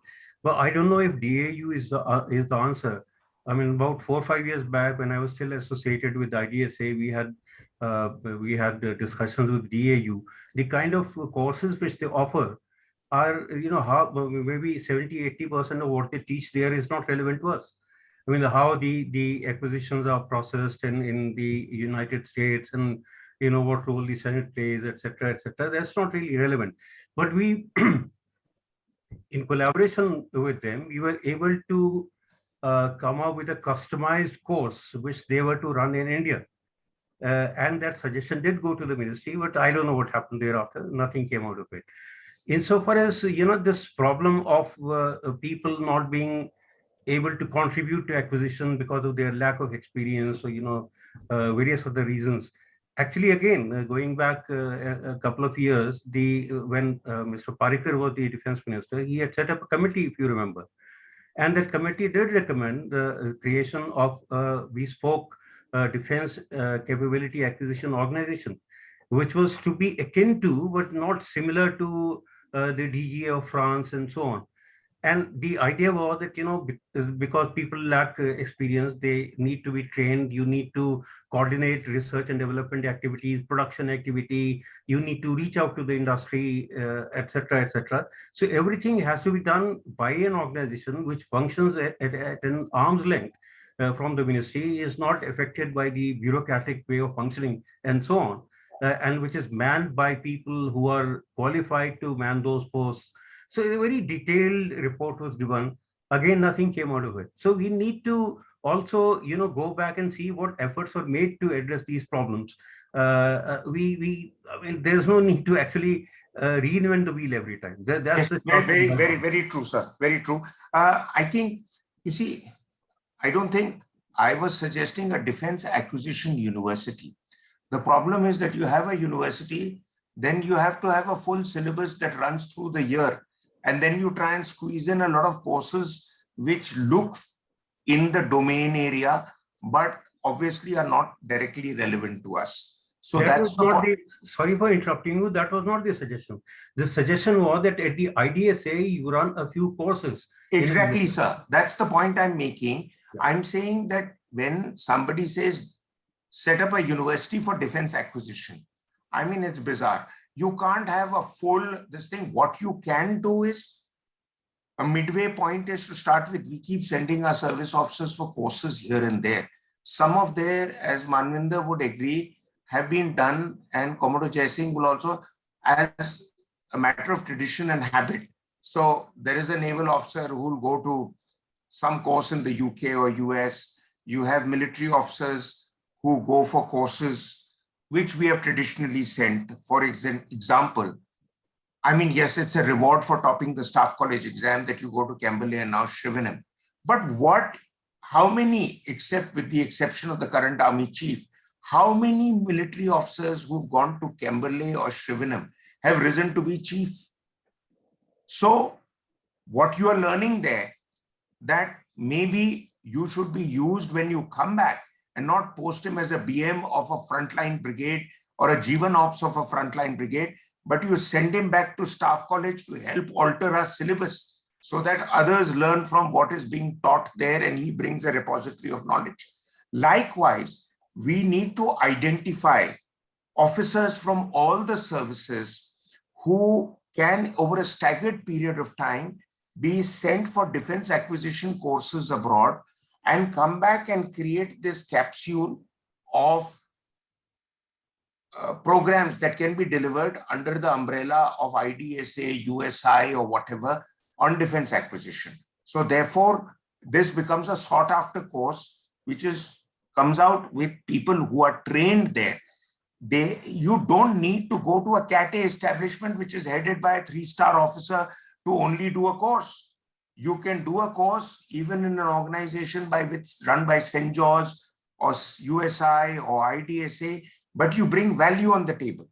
That's what is not happening. You have to do aside with a lot of irrelevant courses that you are going and doing abroad, which have no relevance to us. Lekin 50 saal se log Camberley ja rahe hain, to unko bhejte raho. That's the point I'm trying to make, if money is an issue. Now, the other point that I want to throw up is for Commodore Jai Singh. There is a question that is doing the round. What is the hurdle after the TOT of 2 diesel electric submarines from different countries? Why have we not been able to come up with our own design and machinery to build it ourselves? Project 75I is still far from reality. I read a piece recently in the Economic Times by Seema Siroi. I love the wisdom she brings from Washington. And she said that the US is now engaging with France so that US can help France provide us the nuclear submarines, just like they've done with Australia and UK with the AUKUS programs. What is your awareness of that? What would be, because I had argued when AUKUS happened in a TV debate that India should go with France and go ahead and get nuclear submarines. You know, if we are being sidelined despite all this drum beating about Quad, we need nuclear submarines. So instead of our own programs, why not going for 1 or 2 nuclear submarines? French have the experience of nuclear submarines, though I believe the French submarines are very loud. They're not as silent as the others. You are a submariner, please educate us. Mute. Yeah, sorry, 2 aspects to this. One, of course, is as far as the nuclear submarine thing goes. You know, as far as AUKUS is concerned, I think it's a good thing that happens for India because we need more submarine presence in the Indian Ocean or submarines friendly to us to counter a growing challenge. So I have no problems with the AUKUS program in terms of US and UK providing support to Australia and nuclear submarine program. But nuclear submarines are very complex platforms. So it's not easy to sort of just shift gear and say, okay, we went to the Russians for 20 years, developed a nuclear submarine program with them, and now we'll go with the French. The technology of the reactors is different. The operating principles are different of the submarines. So we've got to decide which way are we going. If we are going for an SSN program, who are we going to partner with? I know most of it is going to be so-called indigenous, but we need a partner. Secondly, the French, their nuclear submarine experience is restricted to 2 types of submarines. One are the SSBNs, and the other was what they call the Rubis class.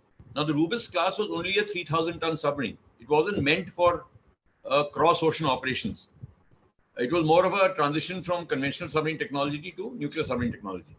So it's only now when they've come up with their Suffren class, which is a slightly bigger boat, which meets the sort of operational requirement that we would look for in an SSN in a blue water space like the Indian Ocean or beyond in the Indo-Pacific. So that is one aspect of it. Whether we are going to go with the French or not, I think is not so much about will not depend so much on the technology on offer. It will depend more on our sort of strategic equation, government to government, with which country. And how far are we going to continue with Russia in light of what's happening? So these are all questions I think which still are unanswered. You are aware that we returned the Chakra, the second Chakra went back last year. We have an ongoing program to get a third SSN on lease by 2025, for which I think the initial contract has already been signed a couple of years ago from the Russians, which is supposed to come in 2025. Now, whether that is happening, not happening, I suppose it will happen if we've already paid a certain amount of money for it.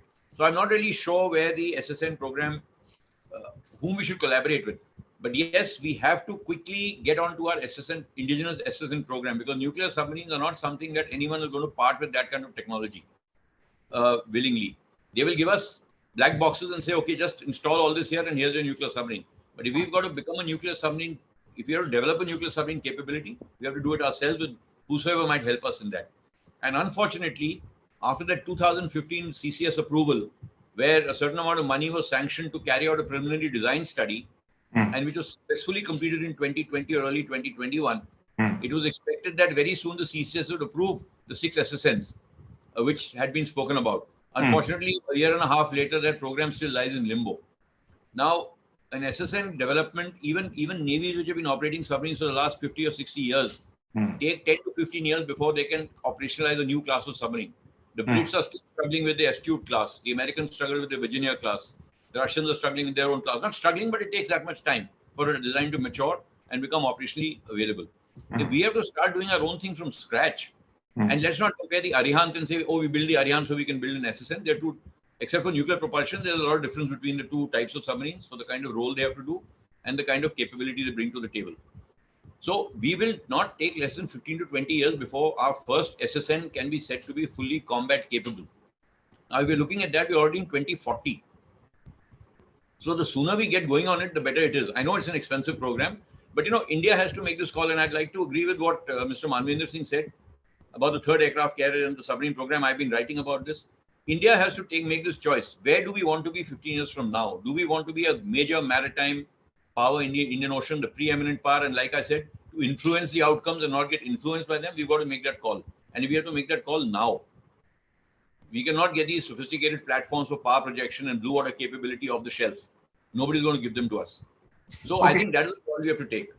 As far as the as far as the conventional program goes, yeah, it is. We've not been able to keep, the program has fallen short of expectations.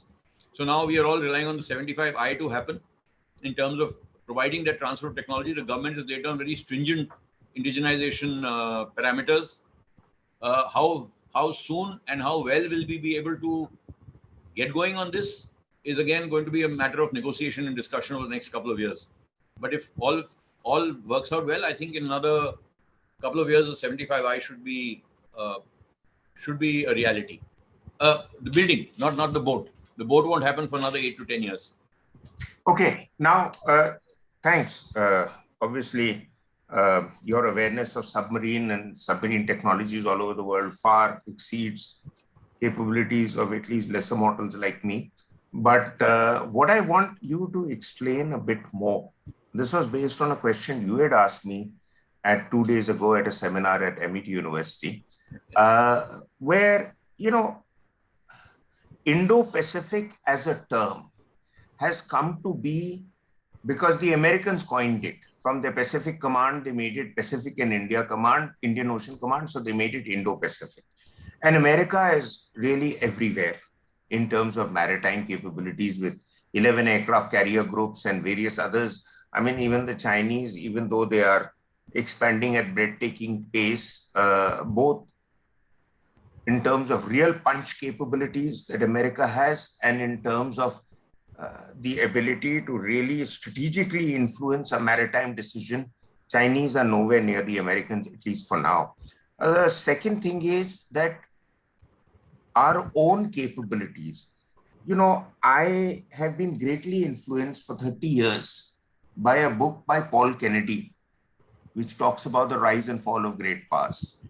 And I've been always very cautious about not indulging in strategic overstretch.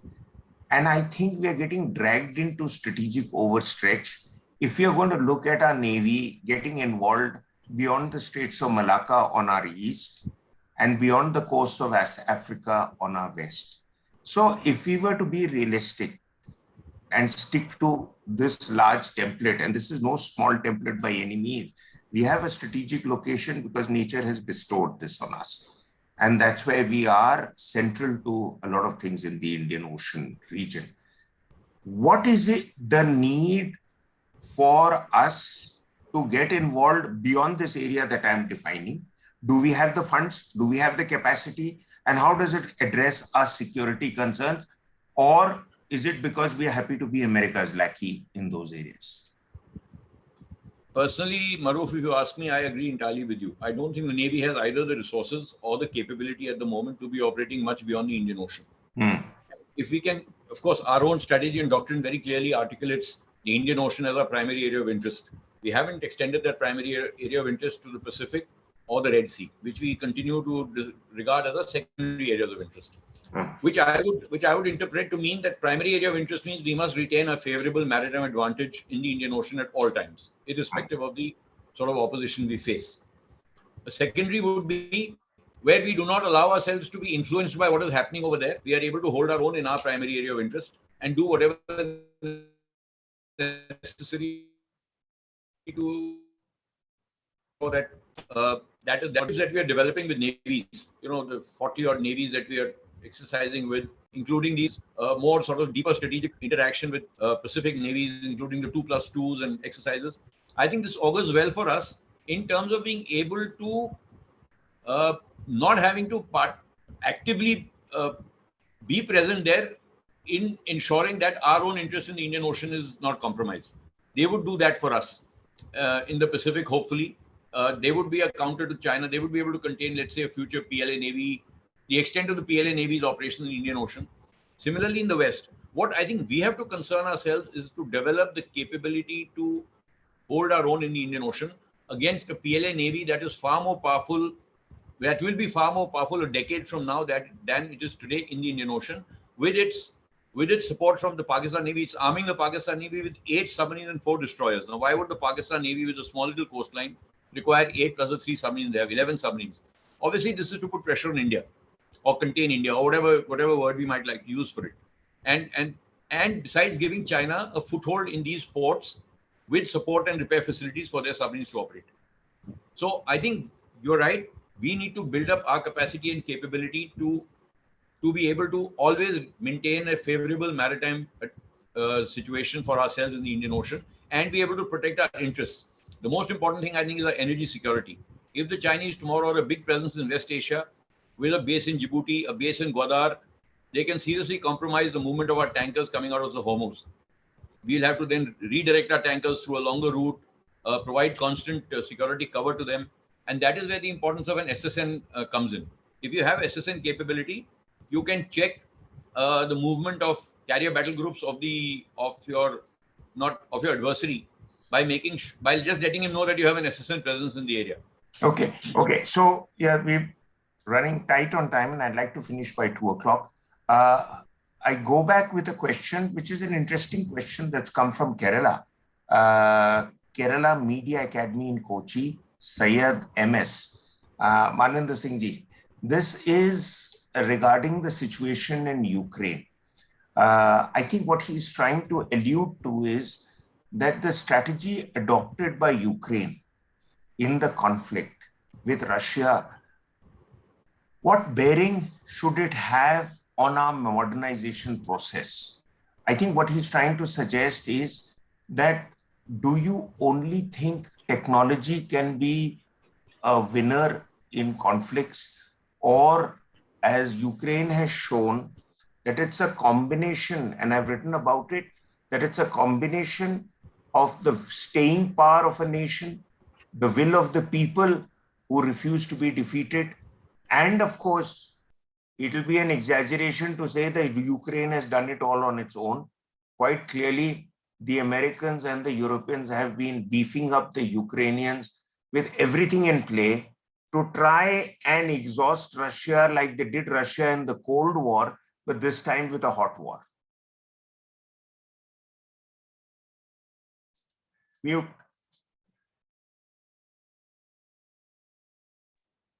Sorry. I think the circumstances of a Ukraine-Russia conflict are very different from virtually any conflict that India is likely to be involved in. We can't do it, likely to be involved in.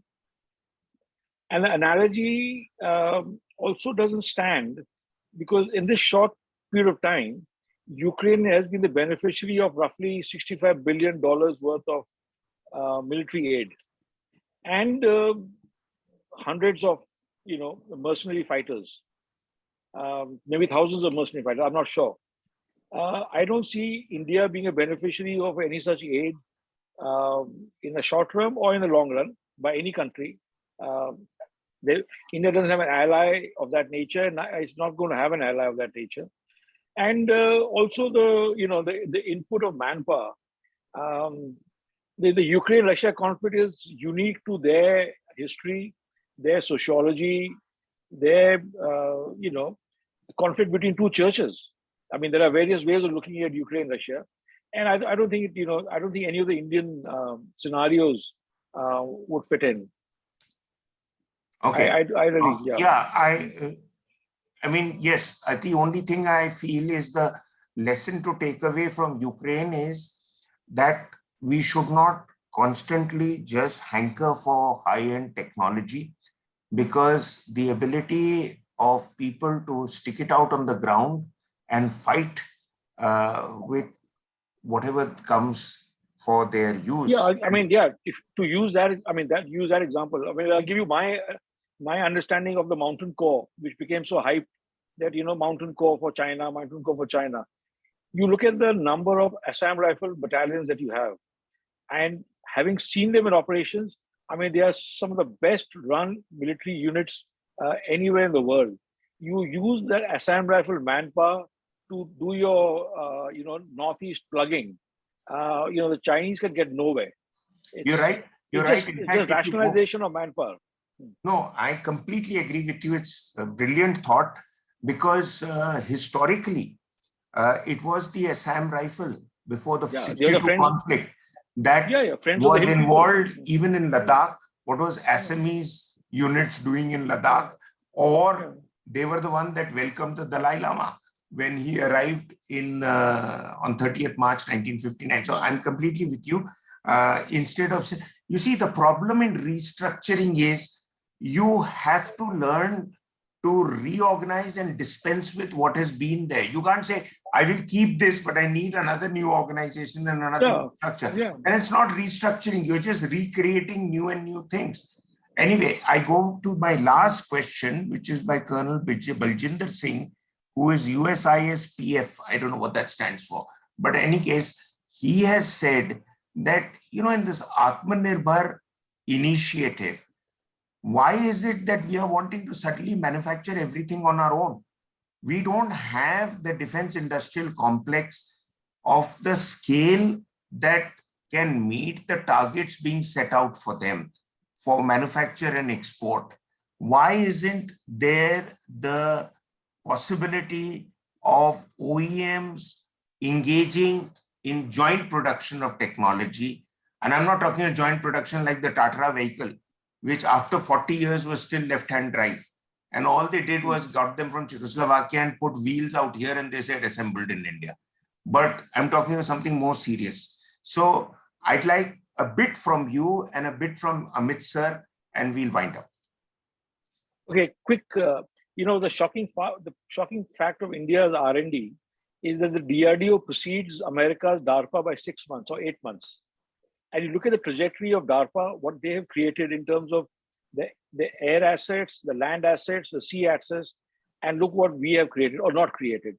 And then you have this huge network of ordnance factories, you have a huge network of GPSUs. The base was there.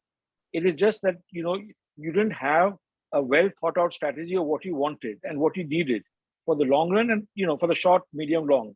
And now I think it's too late to start reinventing the wheel all over again. There are things where you should just have a joint venture. And I'm, you know, like this silly decision to throw out the INSAS rifle. It's the most basic, most important weapon is your basic rifle. Don't throw it out. You made it. Just get into get a good partner. I mean, I know some Italian or some other foreign companies are interested in being partnering and improving the rifle. Just improve it instead of buying 70,000 off the shelf, which are not functional. And you waste money and you waste time and you are left with nothing. You know, your logistics go for a toss and your preparations go for a toss. So I agree with him, you know, with the colonel who says that, you know, have a good partnership system, but that comes from confidence in your decision making instead of shifting goalposts. And, you know, as Mr. Kaushik said, you can't keep shifting GSQR, you know, requirements all the time. Kaushik sir, your last thoughts before we begin to wind up? Yeah, I would agree with the observation that was made, but I'll add just two things to it. One, that the problem is that we don't have a cut and dried policy on Atmanirbhar Bharat in defense. You know, it's actually admitted by the MOD and it's there in the standing committee reports that there is no such thing as, self-reliance policy for defense. There are disjointed statements and, you know, procedures which have been laid down, which put together would mean that, you know, we are pursuing some kind of goal in self-reliance. So that's one problem. The second problem is that, it's not a problem, but the fact is that while there is a lot of emphasis on buy IDDM, buy Indian and so on, but to be fair to the system, there is also, there are categories like buy and make Indian and buy global manufacture in India, which do permit the creation of joint ventures and acquisition of technology, etc.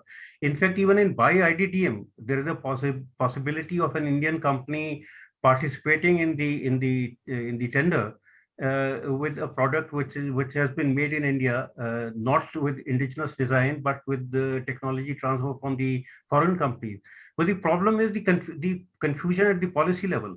I mean, DPP, for example, which was all many people called it defense procurement policy. It was never a policy. It was a procedure. And so we intermix policy with procedure with the disastrous results. So we need to be aware of what we are doing and what we can do and then build a policy around that, which I think is something which we have not been able to do. Very correct, sir. And my last request is to Captain Anubha. Any last thoughts, ma'am, before we wind up? I think we are heading towards a very bright and hopeful future once the discussion and thought process has started towards the right direction. I'm sure the day is not far when we would be doing pretty well ourselves, and Atmanirbhar Bharat zarur banega. Thank you very much. So I'd like to thank all the participants for their brilliant insights. I think we've learned a lot. I have in particular have gained a lot, and some terminology issues, some conceptual issues, and some challenges that lie ahead. These have been brought out. I hand it back now to Mr. Puru Singh to now take charge of the events. We've wrapped up exactly in 2 hours. That's what you wanted. And I promised you in the beginning that I'm pretty good at, this is one thing I claim to be good at, is running conferences and others and keeping it to time and making sure that everyone gets to say their bit. So now back to Puru Singh. Thanks to everybody. Thank you everyone for a wonderful and a fruitful discussion. First, all the panelists, Amrinder Singh ji, Shamit Koshish, Maruf Raza, Mr. Commodore Anil Jai Singh, and Ms. Captain Anubha Rathod for your insights and well-put discussion on the defense modernization in India.